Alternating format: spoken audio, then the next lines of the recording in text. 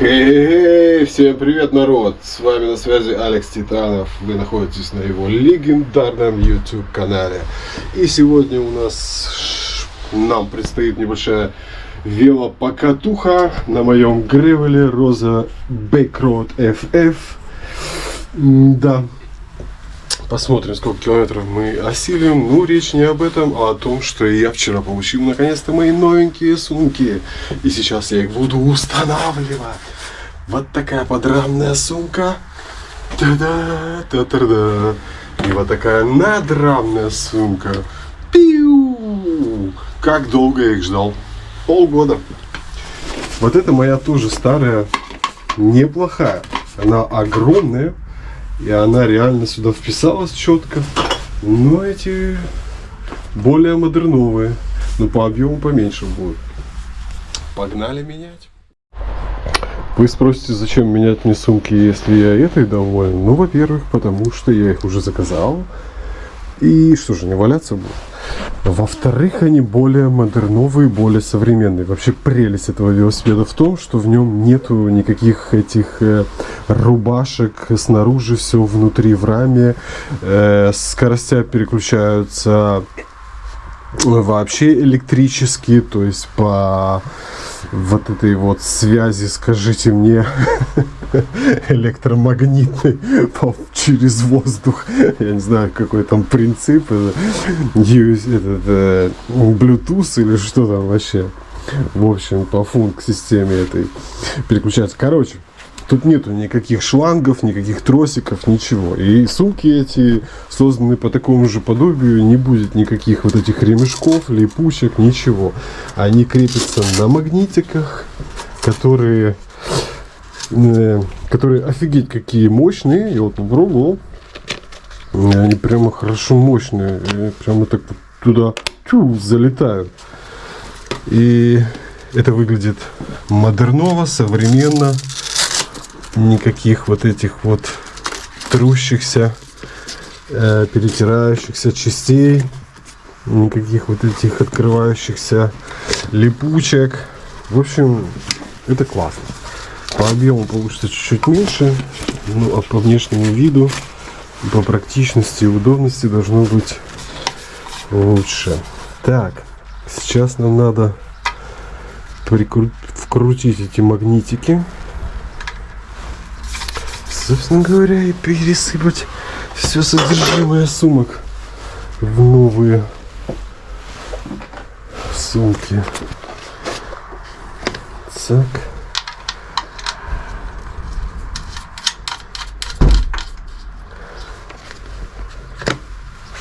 Прямо получается их только от руки можно закрутить. Как плоскогубцами, что ли. У них нету ни под что разъема, ни под отвертку, ни под шестигранник, только руками получается. Собственно говоря, готово. Офигеть. И теперь мы вот так берем, цак, все, и она сидит. Офигеть. У меня бутылка по такому принципу тоже на магнитах. Это офигеть как удобно и практично. Ты когда едешь, тебе не надо там куда-то целиться, чтобы вставить. Оно все само туда залетает и становится. Я поначалу переживал, что я ее потеряю где-то, что это будет как-то не сильно надежно. Вот я уже одну резинку потерял. Офигеть, я не видел.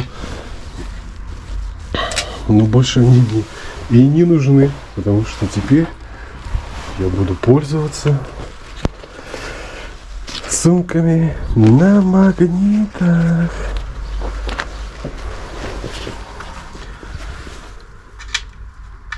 Что-то у меня подспускает заднее колесо по чуть-чуть. И это действует на нервы. Походу придется сегодня. Обычно, когда приезжаешь с покатухи, ты как бы уже не до этого. Ничего делать не хочется. Хочется быстрее домой. Есть, пить, в душ. Было бы неплохо сегодня снять его и поменять камеру, потому что каждый раз подкачивать действует на нервы.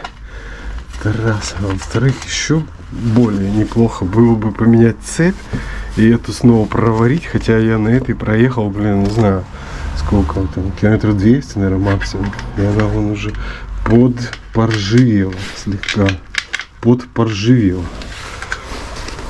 Выглядит не очень хорошо. Я уже купил новую. Но она лежит вот запечатанная. Вот она запечатанная лежит, потому что у меня нету этого моющего бензина, он закончился. Чтобы ее помыть, обезжирить, чтобы проварить в ваксе, ну в парафине. Вон у меня уже вся эта тут фигня лежит, я ее даже не убирал. Короче, надо заехать завтра после работы, купить этот моющий бензин, помыть и проварить, и поменять эту цепь на новую, эту цепь помыть тоже бензином, проваксовать и повесить, сушиться.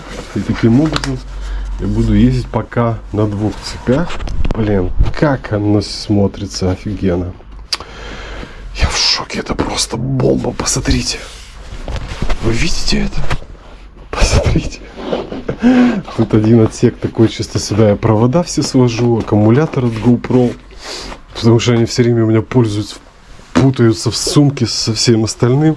Хрен найдешь, выудишь. Блин, это вообще моторнов. Посмотрите, а здесь большой отсек. И это можно сумку, если ты куда-то там, у тебя что-то ценное прямо, в принципе, снять с этих магнитов просто за секунду. И пойти с ней. Если у тебя вот здесь, я сюда сейчас ключи положу. Если у тебя здесь, например, ключи, что там документы, то ты эту сумочку взял, в карман куртки бросил и пошел с ней. А это что это? Так, как это все снимать? Ага, в бок. Также и эту сумку, я так понимаю, в бок. Вопрос только в какой. Ладно, даже сейчас ее снимать не буду нахрена. Все, друзья, установил я новые сумки, загружаю барахлишко свое и еду катать. Погнали. Выехал со своими новенькими сумочками. Погода шикарная, чуть-чуть ветерок, но тепло, сыра немного. В общем, сырость и температура меня не так смущает, сколько ветерок этот. Сегодня планирую проехать километров 70, но это нифига не точно, потому что, не знаю, всегда так выезжаешь и думаешь, а сейчас вот 100 наверну, потом проедешь километров 25, такой, не, надо возвращаться домой, ну его нафиг. Ну и вообще многое зависит от того, в каком состоянии ты выезжаешь, ну, в том числе и таком эмоционально-моральном. Ну, насколько ты подготовлен к поездке. То есть иногда я выезжаю, это у нас выходные, как правило, и как-то у меня такие угрызения совести, что Ируся дома одна, а я вот это сейчас завеюсь на целый день, и поэтому я как бы сам не хочу долго ездить. И оно как-то, твой настрой влияет на твой физический настрой. И когда ты думаешь, не, она одна, и ты уже как-то сам почему-то устаешь через 25 километров, и думаешь, да, ну как бы программируешь себя, получается, надо возвращаться. А иногда все вроде, мы все дела переделали, ей даже лучше, чтобы я поехал, катался, не мешал там на нервы, на это, не раздражал, на нервы не капал. Она себе сейчас про свое фортепиано, пианино будет играть, чаек попивать, звонить родным знакомым, они там часами болтают. Короче, иногда и как бы нам обоим это на руку, что я поеду там на полдня, на соточку наверну. Вот, мне кажется, сегодня такой случай, мы уже всем перезвонили, все дела переделали, вдвоем потусили. И сегодня воскресенье, завтра на работу, сейчас обед, поздновато я все-таки выехал. Ну, в общем, пока что настрой проехать километров 70. Откуда такая цифра? Хочу доехать Да, у меня коллега с работы купил себе дом в деревне. И просто я ему такой ляпнул, типа, это же недалеко от меня, всего каких-то 35 километров. Я буду на велике кататься и заеду к тебе. Он такой, да, заезжай, бери пельмени с собой. У них вот первое, что это вот пельмени. Все немцы вот обожают пельмени. Пельмени бери, приезжай, конечно. Ага. Я не буду заходить к нему, просто сфотографируюсь. Думаю, деревня там небольшая, его по машине узнаю, где он. Сфотографируюсь на фоне его дома и поеду обратно. Это в случае, если я решу сегодня ехать 70. А вообще я взял тайник поблизости от его деревни. И самый ближайший тайник еще в 5 километрах от деревни. Это получится уже 40, всего 80. Уже как-то многовато перед работой катать 80. Ну, как пойдет, в общем. Вот такой на сегодня план, друзья. Еще проблема с очками, так как я уже все больше и больше ношу очки для зрения. А все вот эти велосипедные очки, они, разумеется, обычные. И еще проблема, что я их заказываю в Китае, на Алиэкспресс или в Тему. И они, как правило, типа с этим, скажите мне, фотоэлементом каким-то, который затемняет, осветляет очки. Я вроде покупаю, мне просто надо прозрачные абсолютно. Все, покупаю прозрачные, приходят. Вот покупаю просто за 3 копейки, за 2-3 евро, приходят вот с этим затемняющим эффектом. Блин.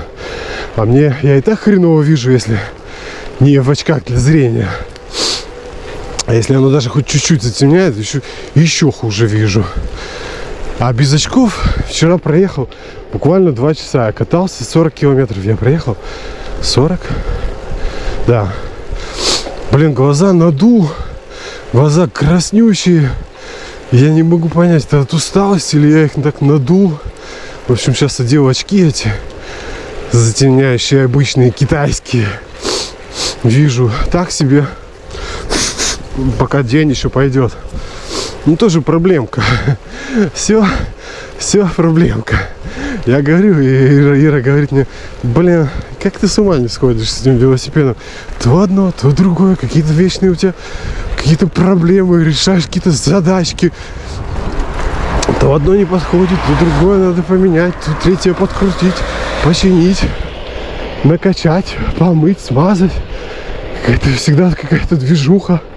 Я говорю, блин, да, вот это вот хобби, велоспорт не для слабонервных, или даже не слабонервных, а ни у кого. Ну так хотя бы, собственно говоря, так и так, у кого нервы расшатанные, вот это непросто, потому что постоянно что-то надо, как-то бешефтик, как-то надо что-то, как бы, блин, что-то крутить, что-то делать, что-то заказывать, что-то вот так вот, чтобы ты типа купил велосипед и ездишь просто круглый год, пришел, взял, сел, поехал, поставил, сел, поехал в следующий раз.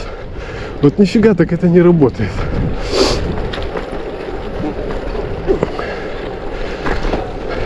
Еду сейчас по пешеходной дорожке, поэтому люди на меня так смотрят все. А выезжать на дорогу лень против шерсти. В обратную сторону буду по дороге ехать, а сейчас против шерсти лень переезжать на ту сторону. Поэтому я по этим плиткам прыгаю. Только что ехал, посигналил своим колокольчиком чувак и шел впереди с собакой. Он идет по правой стороне, собака бежит по левой стороне, без поводка. Если проезжать между ними, собака щеманется неизвестно в какую сторону. В общем, сигналю. Он такой переходит на сторону собаки, сдал мне место проехать. И мне вслед такой: «Данке». Типа надо говорить спасибо с таким вот. Я такой: «Данке», уже так назад уже крикнул. Хотя я, как правило, вот в 90% говорю, ну, благодарю. А здесь как бы, ну, я благодарю, когда действительно людям надо было там куда-то там бежать, что-то там как-то реагировать, там, ну, какие-то предпринимать серьезные шаги, чтобы я проехал. Напрягать людей. А тут как бы напрягу никакого, и я так автоматически поехал. Потом такой, блин, что ты не сказал бита? Хотя я его понимаю, когда ты пешеход, велосипедисты нервируют. Когда ты своими вот этими дай проехать. Но я вежливо издалека посигналил, не то что подъехал в упор и в ухо просигналил.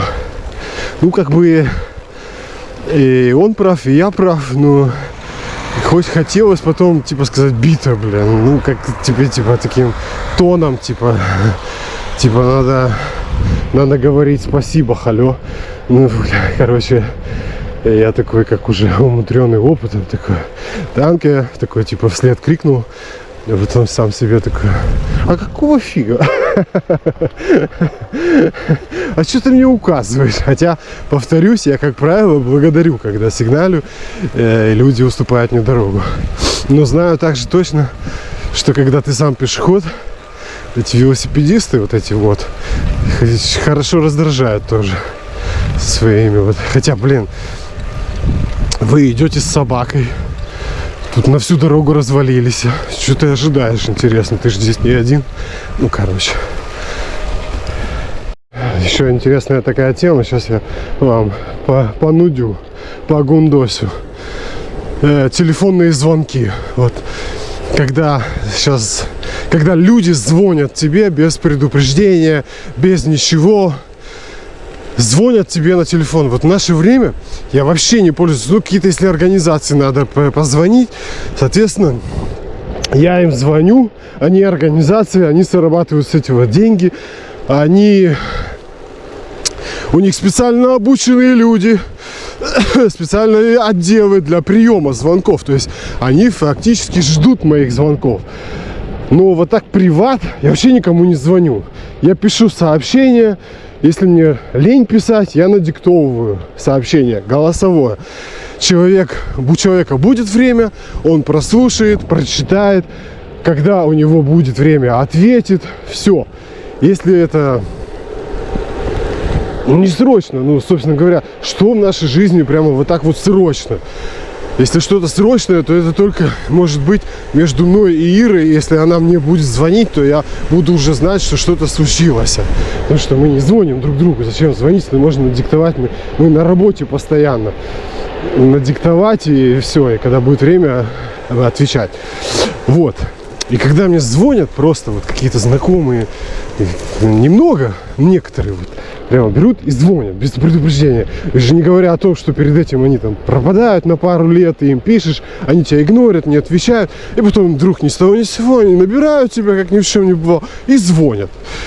Им даже в голову не приходит, что может ты, блядь, работаешь, ты сейчас на работе. Может, ты сейчас на велосипеде. Может, ты сейчас дрочишь, я не знаю, блядь, срешь, блин, извините. Ты занят, блядь. Ну как можно, вот пришли те времена, блин, просто тогда звонили, потому что не было альтернативы, не было других возможностей написать, надиктовать голосовое. Ну сейчас, какого хуя звонить? И меня так вымораживают эти люди, которые такие без никакого предупреждения в любое время дня тебе звонят, блядь. И без какого-то важного повода, там просто пообщаться, поболтать, блядь, ни о чем. Блин, меня это просто вымораживает. Как вы вот к этому относитесь? Это я псих, блин? Или что-то не то с теми, кто звонит вот так спонтанно, блин? Пишите ваше мнение в комментариях.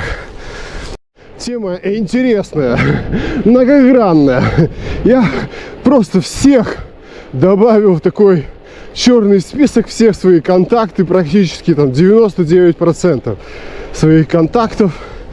Не конкретно в блог, в черный список, а такой воображаемый черный список. Одним словом, в игнор добавил.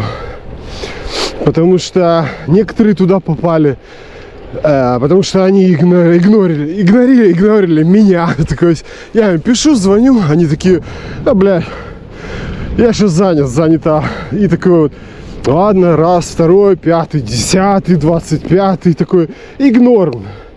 Это первый. Я их тоже такой, все, вот тут стопе, больше я не звоню. Разумеется, мне тоже никто не стал звонить.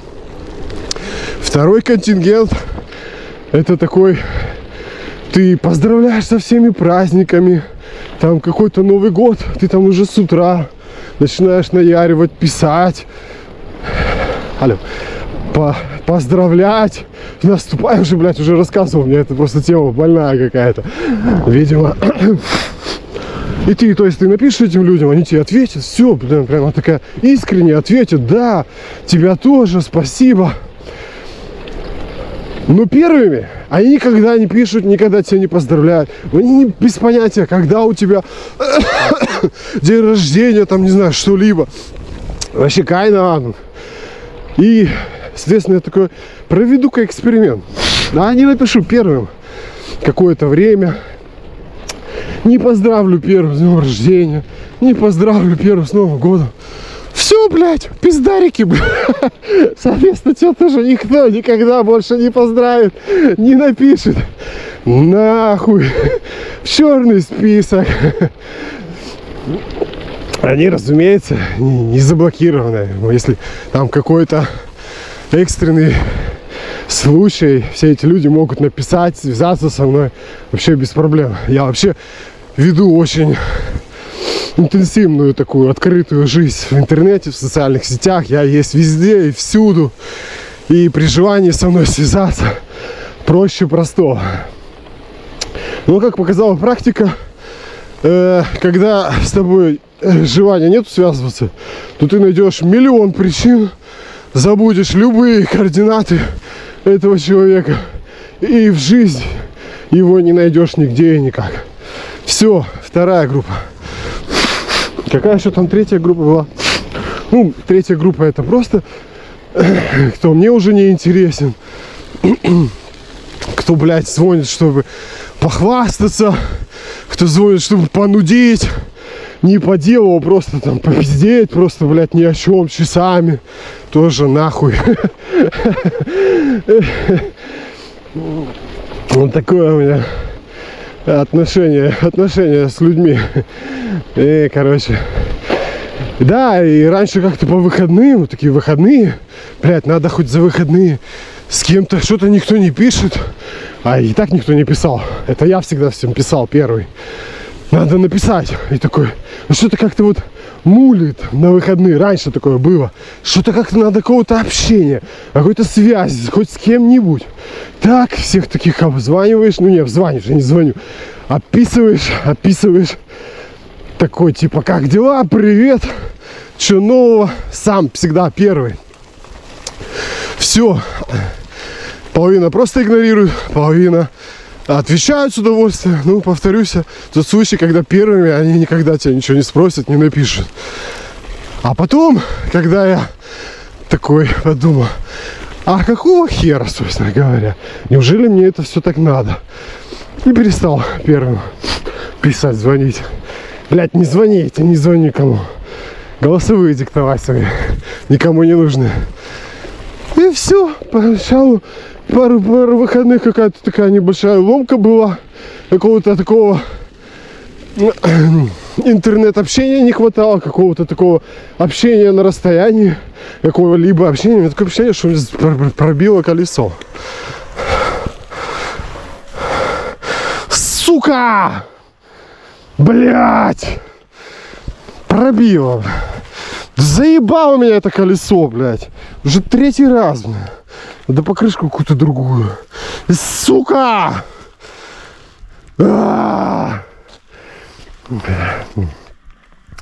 Буду менять камеру. Все, короче, конец этой истории был в том, что сейчас вообще мне на выходные как-то нету никакой необходимости, чтобы мне кто-то написал. Нету никакой необходимости в общении. Я вообще не переживаю, что мне кто-то не ответил, не написал. Потому что больше нету никакого общения. И ты ничего не ждешь. И тебе ништяк. Я такой, о, так я понимаю теперь этих людей. Нахер кто нужен вообще, когда тебе и так заебись. Меняю, блядь, камеру. Как она меня достала. Ману. Это, видимо, кара какая-то. Потому что я вот такой пиздопротивный. У меня такой раз, боженька. Иди сюда. Давай, чтобы ты здесь не жаловался на людей. Сейчас мы тебе усложним задачку. А то там тебе ты катаешься тут себе. Что-то, блин, недоволен. Давай. Но если серьезно, и какое решение этой проблемы? Я уже, блин, в 3-й раз пробиваю заднее колесо. Причем заднее. Все время. Что это такое? Почему именно заднее? И самое главное, ладно, заднее, окей. Самое главное, как решить эту проблему. Вы скажете, что что-то в покрышке внутри. Блин, я искал, там ничего нету. Хотя, как опыт показывает, ты хрен найдешь. Если там что-то вот будет мелкое, фиг ты найдешь. В общем, мне это нифига вообще не нравится. Мне кажется, надо менять покрышку на какую-то более жесткую. Потому что это вообще не дело. Вообще. Что, я выехал 5 километров, это же Махткань-Шпас. Если я буду, блин, постоянно вот это вот останавливаться и менять покрышки. А если еще учесть, что здесь, блин, капец, как тяжело разблокировать эти, блин, покрышки снять. Это жопа, блин. Там ты шайса. Я прямо, блин... Это мне получается, сейчас надо опять... Я люблю, чтобы была с собой новая покрышка, как запаска. То есть надо опять заказать новую покрышку. Покрышку, блядь, я уже рассказываю, какой-то бред, заговариваюсь. Новую камеру. Чтобы возить ее с собой. Ман, блин. Такая погода хорошая. И так хорошо катилась. Я так хорошо уже промок насквозь, пропотел.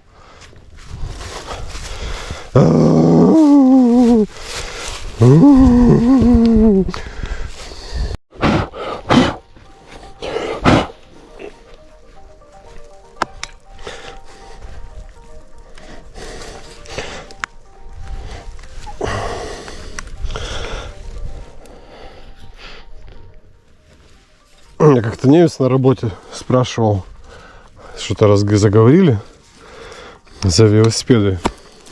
И он такой, я снова велосипед купил, сразу со страховкой.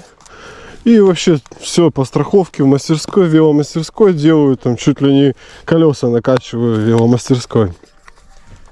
И вот у меня пробилось колесо, я, блин, отвез в мастерскую, чтобы заклеили, поменяли. У меня гарантия. Я такой, блин, я это сам делаю. Да ладно, ты что? Ты что, веломеханик? Камон, веломеханик. Я это клею, блин, эти камеры с детства. Я веломеханик с детства. Не совсем умелый, конечно, но больше ломаю, чем чиню. Но, по крайней мере, заклеить камеру могу. И мне для этого не надо страховка. В данном случае, конечно, я не буду клеить, я просто поменяю. И я вот раздумываю, сейчас я уеду к херам собачьим за 40 километров от дома. Если там у меня, блин, опять что-то проколется, то у меня уже запаски нету. И будет грустно. Тогда надо будет Ире уже не писать, не читать голосовые, а звонить. Help! Сос! Приедь за мной! Забери! Караул! Короче, я так понимаю, надо 2 запаски возить. Что-то вот сейчас так прикинул. Одной вообще мало.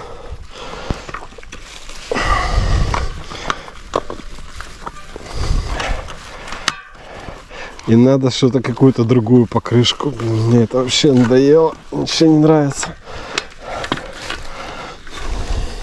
Это уже клееное. Уже, блин, насыпалось мусоревича. По нормальным делам надо смотреть, где прокол. В том месте искать какую-то гадость внутри.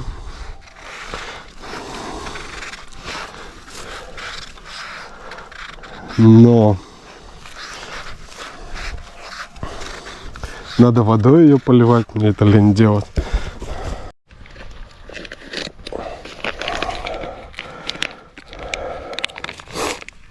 Запасочка моя.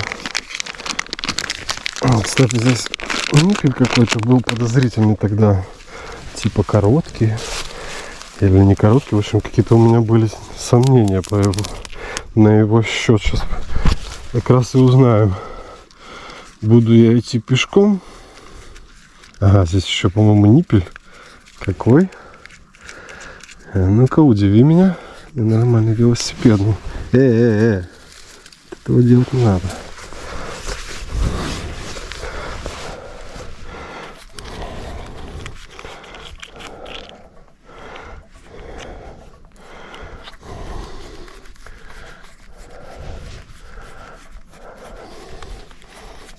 Тут не французский ниппель.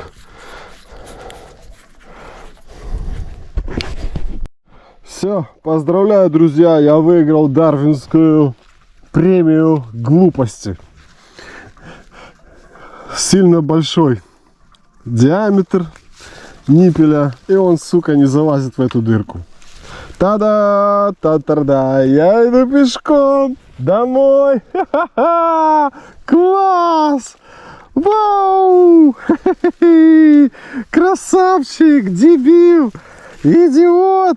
Вот он, блядь, сука, непруха. Ладно, запихиваю обратно старую, пытаюсь ее накачать, подкачивать и ехать периодически. Тя, баран, что ты скажешь? Красавчик, покатался, молодец.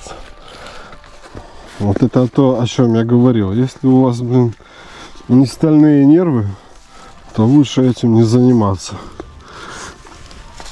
Этими велосипедами. Постоянно что-то, блядь, пробивается, ломается. В покрышку он грязь насыпается. Сейчас он сама по себе грязная, с нее сыпется. Сыпется, конечно, вовнутрь. И куда же ему еще сыпется? Ну да, покатался. Ну, в любом случае, я сегодня погуляю. Потому что сейчас Ире звонить, она сюда и не подъедет на машине никуда. Нету смысла звонить. Да и на машине сейчас не установлено это велосипедное крепление на багажнике. Соответственно, это только его в салон. А чтобы в салон его положить, надо разобрать до винтиков. Заниматься этим у меня вообще нет ни малейшего желания. Поэтому придется идти пешком. Единственная надежда, что там дырка не огромная. И можно будет просто подкачивать периодически. И ехать по чуть-чуть. Короткими перебежками.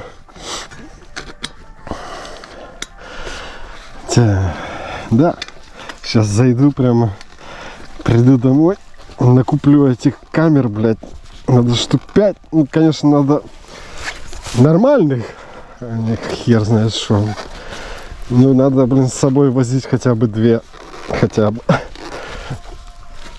вот то, о чем я говорил, ты же потом хрен наденешь, вроде все, сейчас она уже в середине, как по науке, как учили. Ну, блядь, еще когда у тебя локоть болит, это ни хера не просто. Не покупайте, друзья, велосипеды. Точнее, смотря какой велосипед. Я, блин, на хардтейле ездил, я за все время один раз, наверное, это точно, один раз только колесо пробил за 5 лет. А на этом я за 3 месяца уже 3 раза пробил. Вот вам сравнительная наука. Смотря на чем вы будете кататься. Это, блядь, вот все болото туда. Вовнутрь. Фердам ты шайся. Конечно, оно будет пробивать.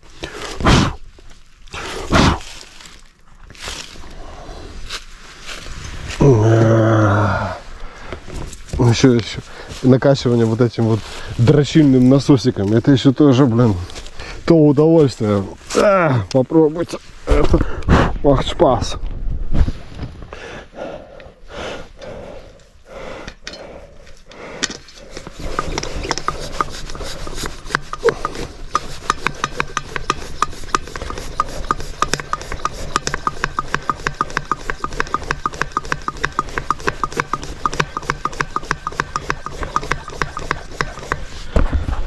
Вот этот насосик, это так называемый любимый инструмент дрочильника, блин. Ты его хрен что накачаешь, ты, блядь, заебешься им качать, блин, просто вот реально.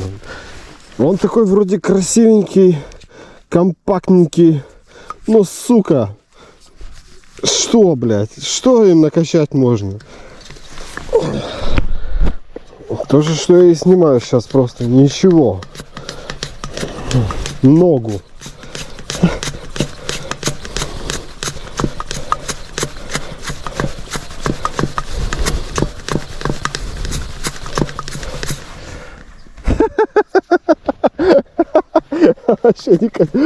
Нет, он качает. Я чувствую, он делает сопротивление, все. Ну, блядь, он... Этот золотник гребаный, французский, блядь. Он просто выгнулся такой. Мне кажется, это он, сука, спустил, блин. Потому что он какой-то... Посмотрите, он какой-то кривой. И, кстати, его выгнул этим насосом в прошлый раз. Это прикол.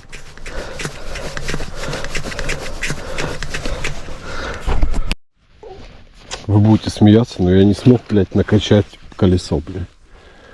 Сука. Я качаю уже, наверное, час. Вообще не качает. Насос работает, все работает. Я не понимаю, в чем причина, блядь, в вентиле, блядь. Я его уже и так, и сяк не качает, хоть ты тресни. Это прикол какой-то. Я посмотрел, построить 10 километров, я отъехал. И сейчас 5 километров в час и скорость. Ну, будет 2 часа, чтобы добраться до дома. И причем у меня есть все. У меня есть насос. У меня есть велосипед. Я не могу накачать. Это прикол, блин.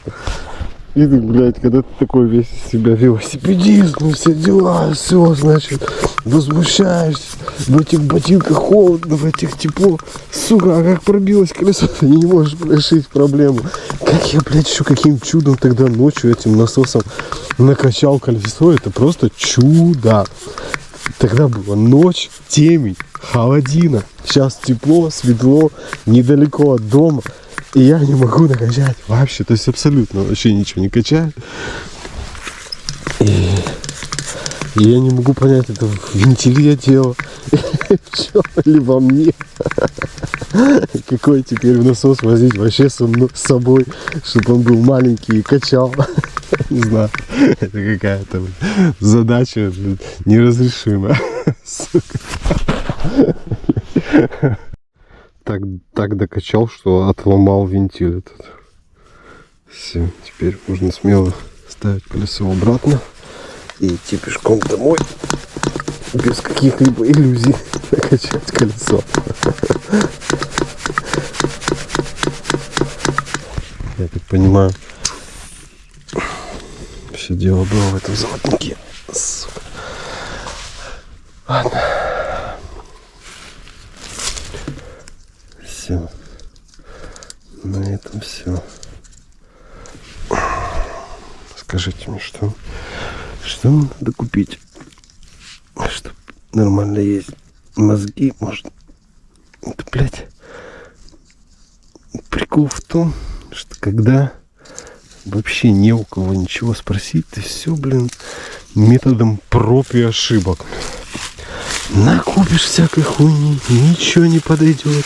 Накупишь другого.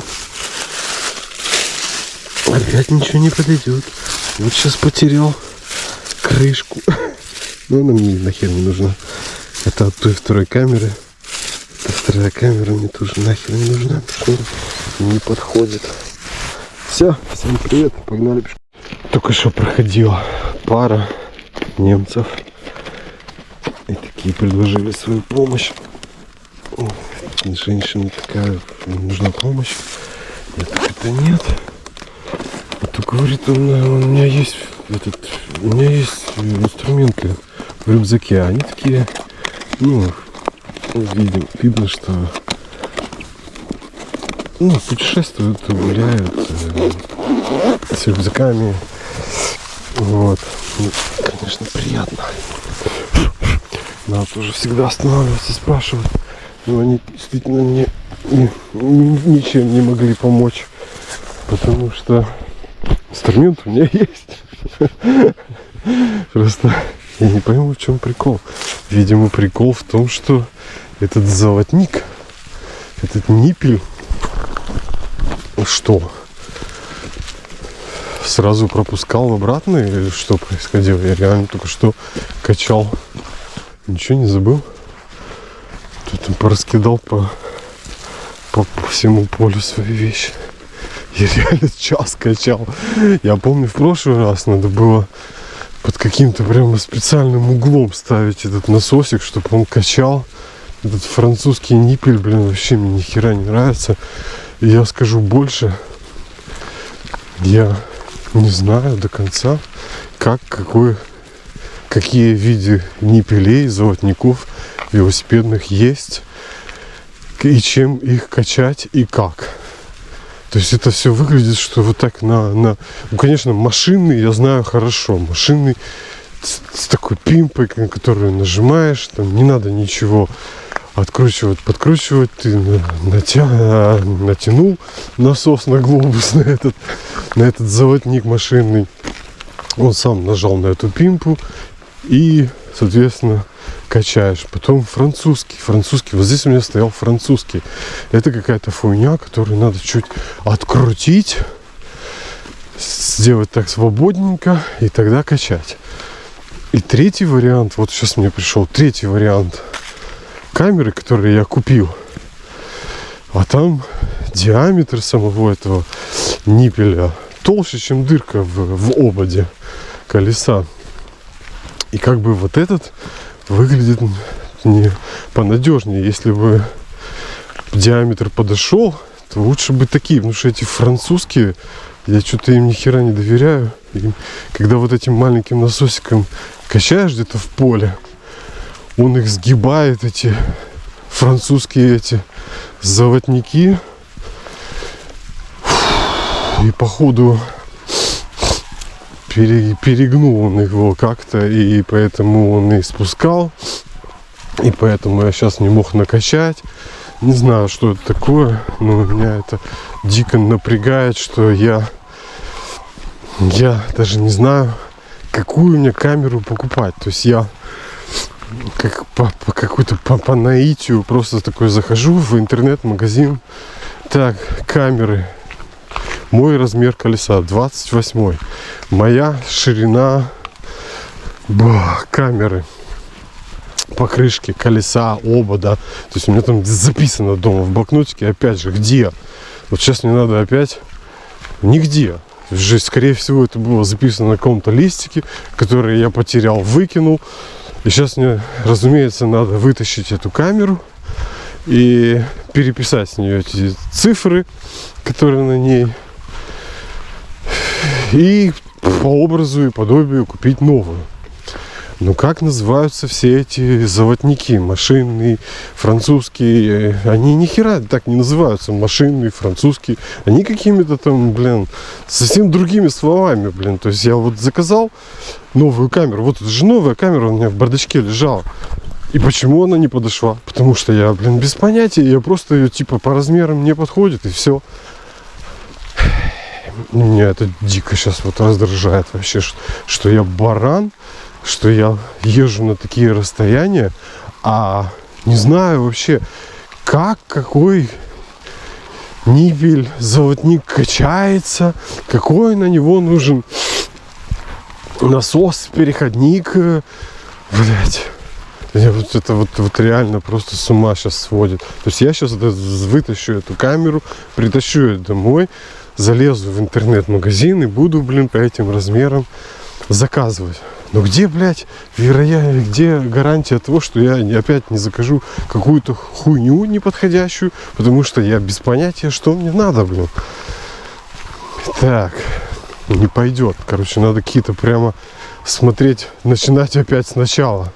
С элементарщины. Я на том велосипеде расслабился, потому что у меня никогда не было никаких проблем. Я цак, подкачал, цак, поменял и, собственно говоря, менял там один раз подкачивал. Все остальное время просто ездил и все. 5 лет. 5 лет, сука. И поэтому как бы я такой, ну французский качает. Насос качает. Ну что париться, выяснять-то, как это работает. Ну, работает и радуйся. Вот по такому принципу это все было. На руль налеплено. Тут сумка, тут это крепление для телефона. И неудобно брать за руль, чтобы идти пешком. Вот за что его брать? Я его сейчас беру вот здесь вот. Неудобно ни хера. Немцы, конечно, красавчики, вот, молодцы. Вот, надо всегда останавливаться, спрашивать. Я иногда как-то стесняюсь остановиться и спросить. Мне кажется, что я когда ездил на велосипеде,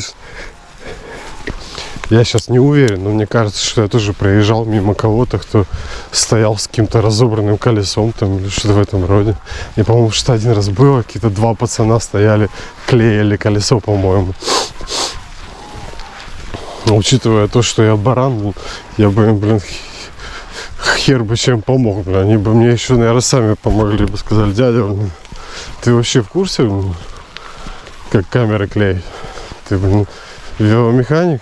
Нет, ну пиздуй дальше.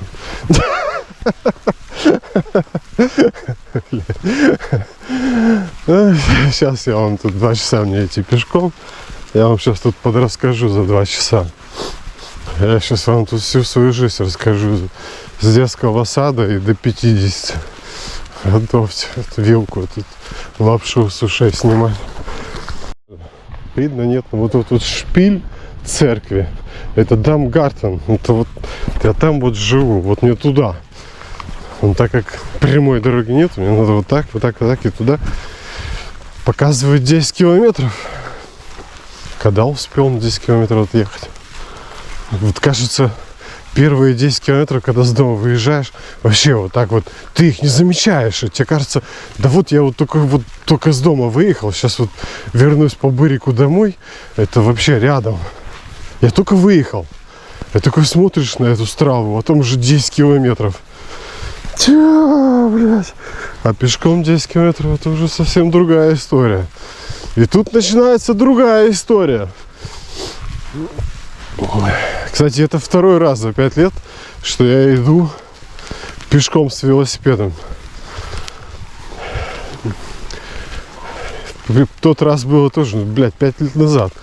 11 километров. Но там после 100 километров велотура, ночью уставший. А сейчас я свежий, тепло, день. Совсем разные, это, конечно, условия. Блин, какая погода, какая погода, какая погода, блин, я сегодня 100 мог бы накатить, навалить, я имею в виду 100 километров на велосипеде, такая погода, просто она у нас так редко бывает, и я иду пешком домой, блин.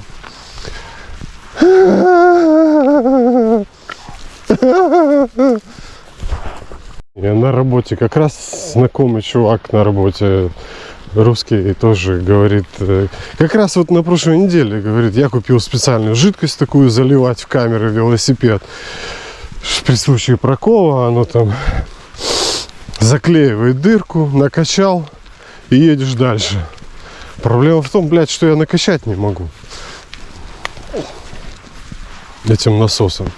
Хотя, блин, к насосу претензий никаких, он качает. Я вижу, он нормальный.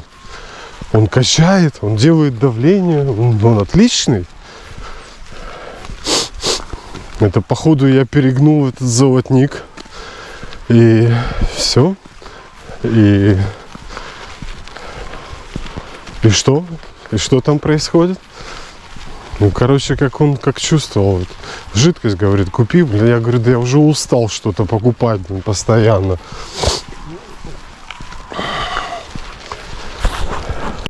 Что-то я прогнал. Это вообще церковь не нашего городка. Это не мой город. Да мы его еще пилить тут и пилить. А я такой, нифига, думаю, что-то здесь 10 километров нету. Иду и составляю в голове план действий. Значит, мне надо зайти на Роза.де. Мне надо зайти везде, где я покупал онлайн камеры. А это я точно не помню где. Скорее всего, это было в Амазоне. Возможно, на Роза.де. Точно на Байк24. На Байк Дискаунт, наверное, тоже. Посмотреть все мои заказы. Вспомнить, прикинуть, когда еще я заказывал. Ну, по датам приблизительно. И выяснить, какие именно. Прямо взять вот такой блокнотик на компьютере. Создать, записать все камеры, которые я покупал, как они называются, их размеры, как называются у них ниппеля, золотники.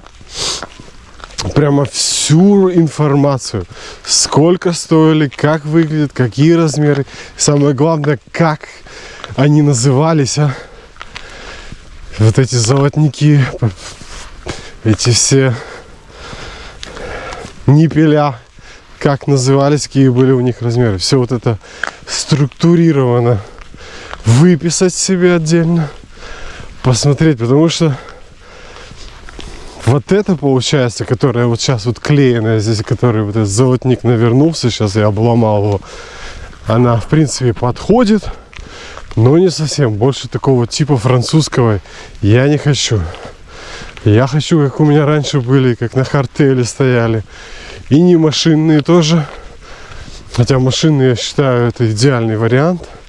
Но вот этот насосик, он явно для машины не подойдет.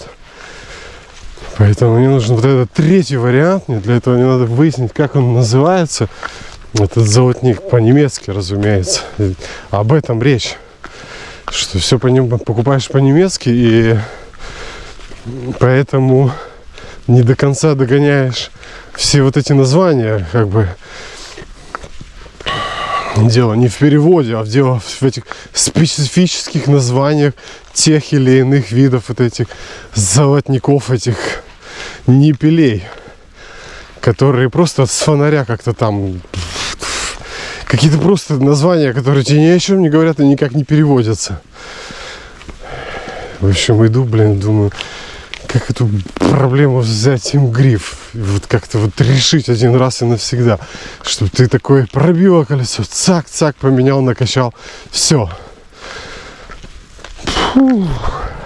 Позвонил Ирусе, не позвонил, написал, надиктовал, чтобы она через часик выходила ко мне навстречу, потому что мне очень жалко, что она в такую шикарную погоду будет сидеть дома. Так что сейчас где-то по дороге встретимся. Вон уже моя бывшая фабрика мороженого. Виднеется мороженое. Что за время было, вот, когда я на мороженой фабрике работал? Сколько раз я рассказывал. Уже сейчас это забывается. Я там 3 года отработал. Сейчас уже все такое вот уже мутное. Как там все было. Ну, помню, в принципе, да, помню все. Ну, вот это, конечно, было жесть. Такая жесть. Такая, когда ты вот... Все, камера уже села. Я что-то иду, записываю, рассказываю. А она уже все. снять одну пару носков или 2 пары носков, а то что-то пешком в этих 3 парах идти нифига не камильфо.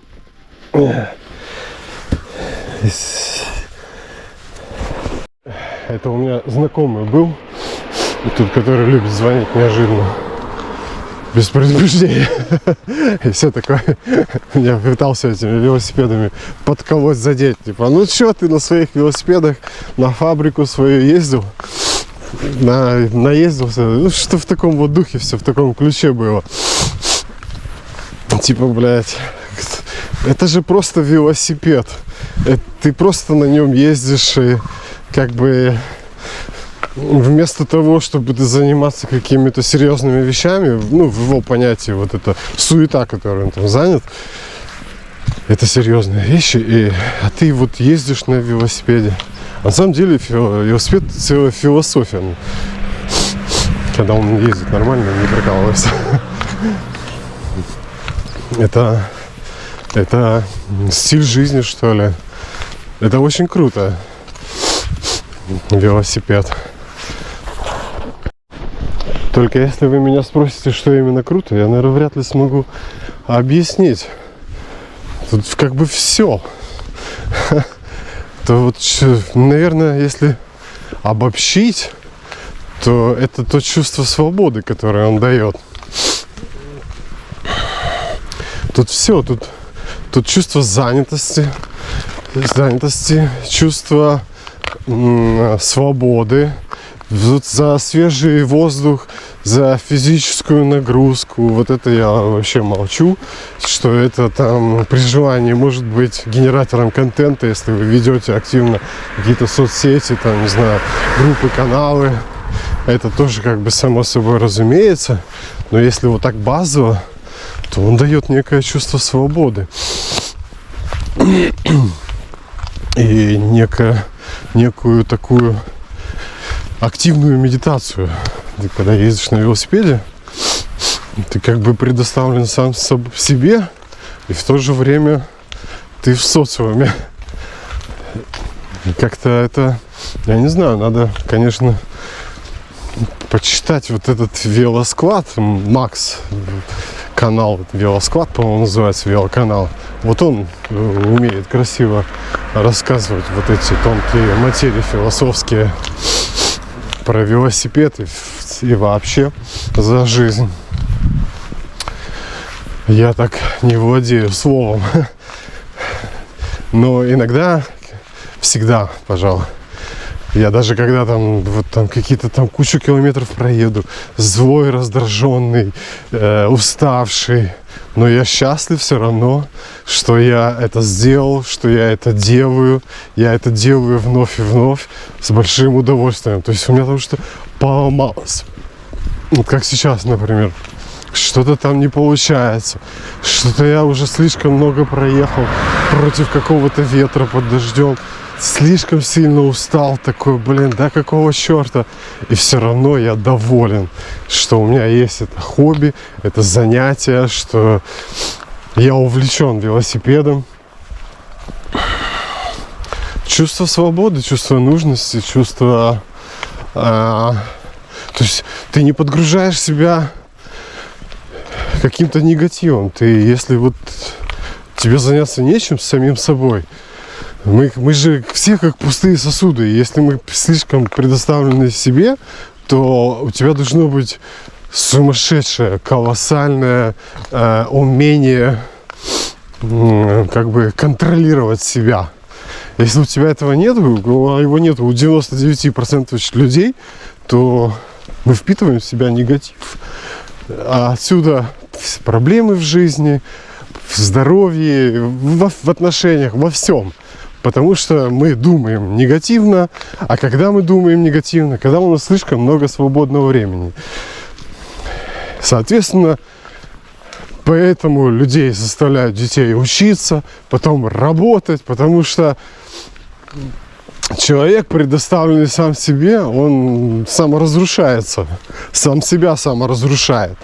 И поэтому надо, если ты прямо не святой какой-то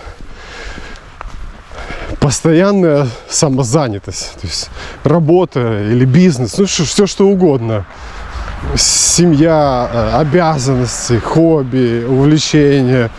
А когда этого становится слишком много, тогда ты можешь уже и отдохнуть, не нанося вред самому себе в виде негативных мыслей, потому что тебе уже не до них. А когда ты отдохнувший на изи и предоставлен сам себе, и тебе заняться нечем, как правило, эту пустоту занимает негатив, который ты сам себе накручиваешь в голове.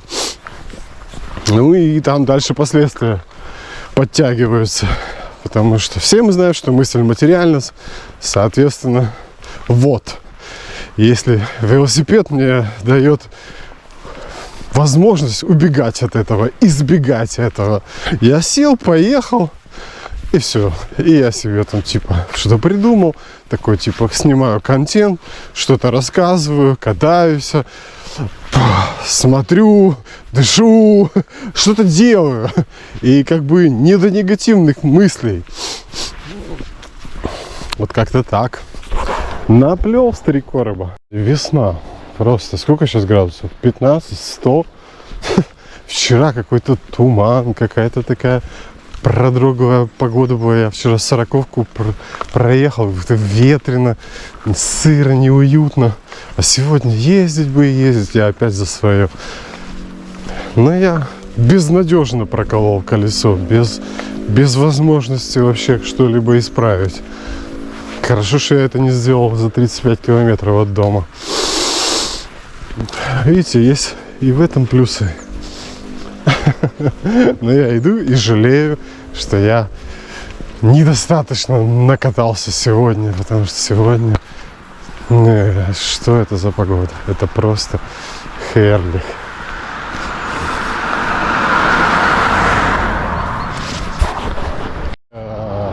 С этими ботинками, велоботинками, это история. Я написал продавцу, что за фигня.